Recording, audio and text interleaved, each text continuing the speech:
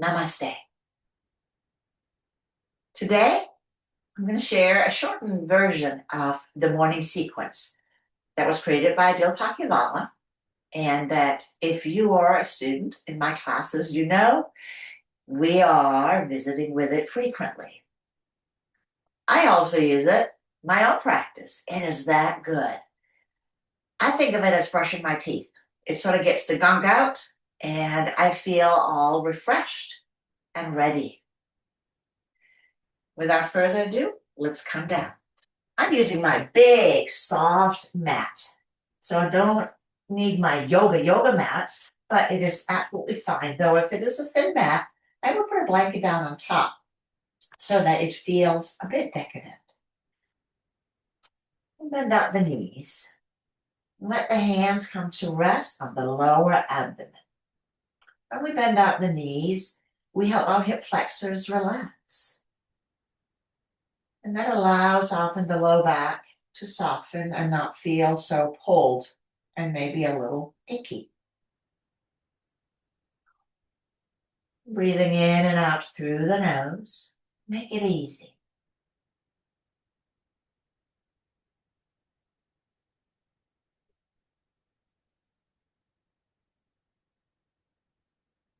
Because the relaxation response is such an important part of healing, we can trick the breath into slowing down by incorporating the bumblebee breath, Brahmari breathing. Let's start with 3 rounds. We'll take a breath in.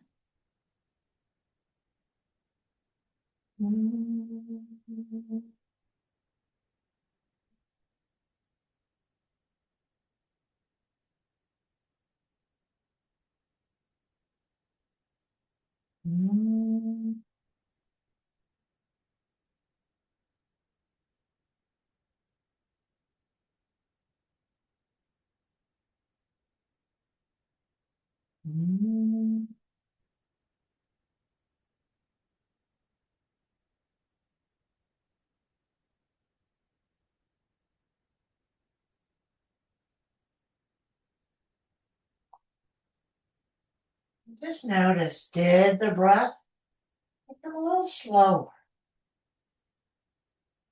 The sound helps us stretch the out breath, which in turn elongates the in breath. And because again, the mind and the body connects via the breath. Slowing the breath down, we slow the mind down, we slow the body down, and we help the body relax and heal. Let's do 3 more. Breath in.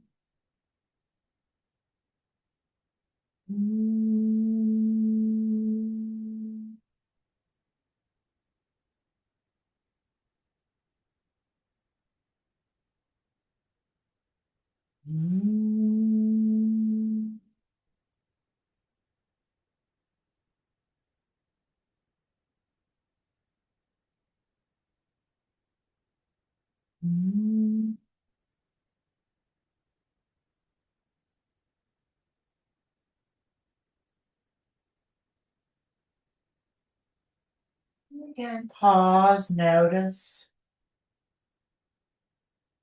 And then let the arms come down. We'll begin movement. As you inhale, let one arm float overhead. And exhale, let it come back down. Inhale, other side. Make it easy. Re-irrigating tissue.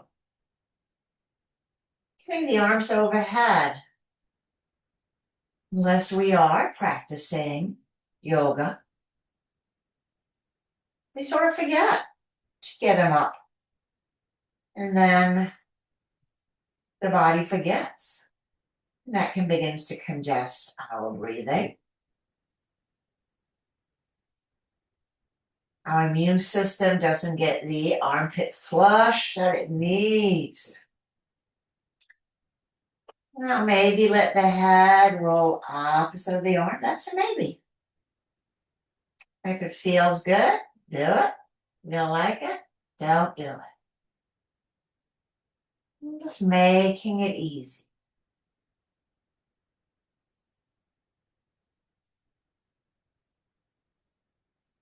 Release, realigning, and then we can add strengthening. So this is a great platform. Now let's take the opposite leg up, just slide it out. So we work on the diagonal. And pull that back in. Inhale, extend, exhale, back home again. Not straining, not forcing.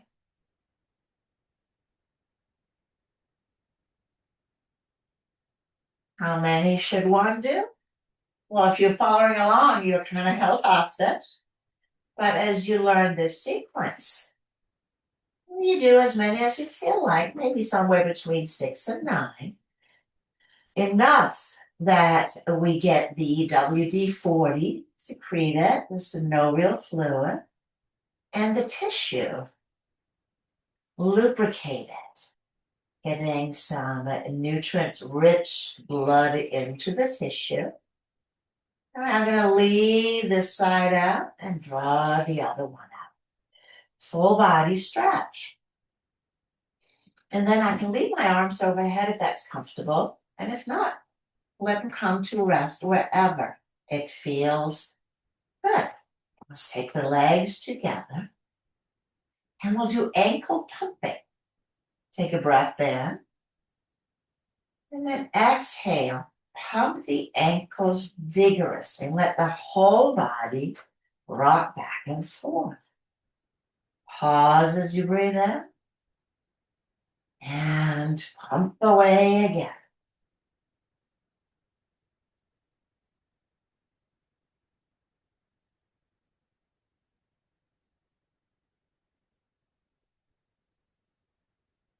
Getting the whole body moving. And that fascia seam that covers the back body from toes all the way up overhead is being shook and loose one again.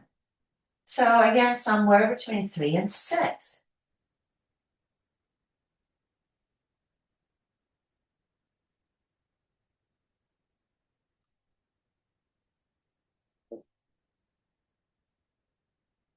And let's do ankle circles.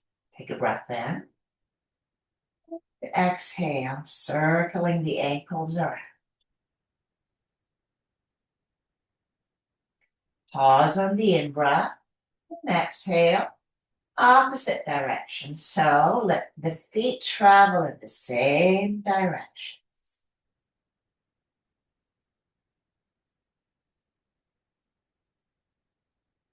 Connecting toes to brain.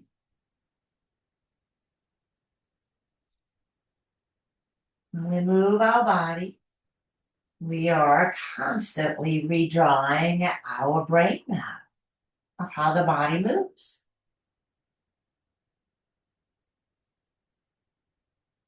And a practice that gets the whole body moving.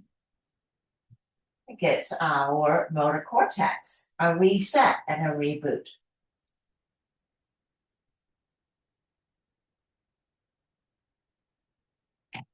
And then just pause, pausing and noticing. That really woke things up. I'm going to inhale, take the arms overhead again, but if that bothers the shoulder, take the arms out to the sides instead. Exhale, draw one knee in, curling up, inhale, lengthening out. Exhale, other side. Lengthening out. Exhaling in, going out.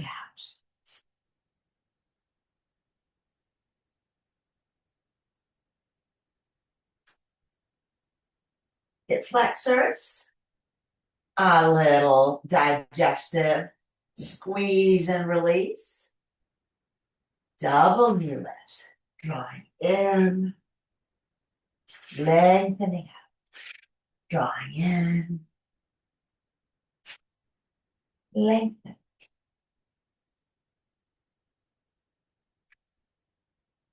One more. This time, Wrap the arms around the feet. Then take the head down. Take a belly breath in.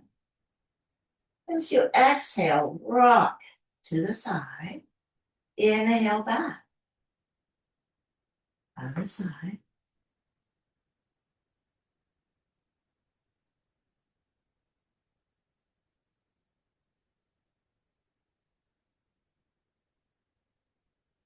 Opening up the lumbar spine, which if my hip flexors are really tight can get really jammed together. You control the move. And we'll take the legs out once. And the arms comes out to the side.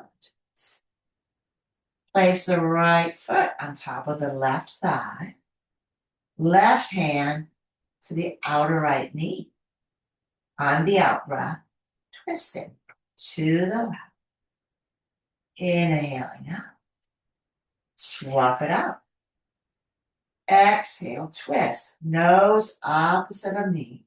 Inhale back. Did I mention? Make it easy.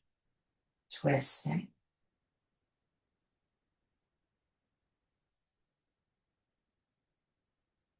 Now I'm not pulling with my hand. It's just resting there. I'm using obliques. And the weight of the legs. So let the trunk muscle help out. Keep the opposite arm down. Long, heavy.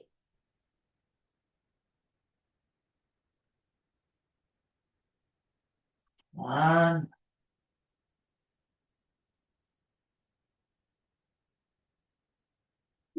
Lengthen the legs out. Now for bridge pose. I invite you to not have anything under the head. Bend the knees up. And think of this more as a reverse or opposite plank pose. As you inhale and press the feet down, lift the hips, creating, or it is the Olympics starting tonight, a straight line from knees to shoulders. Squeeze the tush and lower down. Inhale, lifting up. Lower down. Inhale up. Squeeze tush. The whole trunk comes down and up as one unit. Inhale up. Exhale down. And now I'll keep her. Lifting up. Take the breath in and out. Give the glutes a little hooray.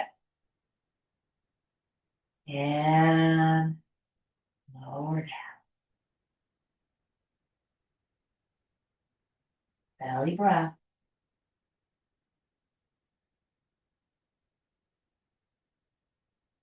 And go ahead and slide the legs out. Take the arms overhead. Stretch. Spread fingers, spreading the toes. And here we are. We've done it. Could you stay here and relax? Absolutely. Could you do some standing poses, some balance? Absolutely. Could you just get on with your day? You bet. Thank you for allowing me to show you this powerful sequence. It's my hope you enjoyed it and that you will do it regularly for a long period of time with gratitude. Yoga Sutra 114. How we derive benefits from the practice. Namaste.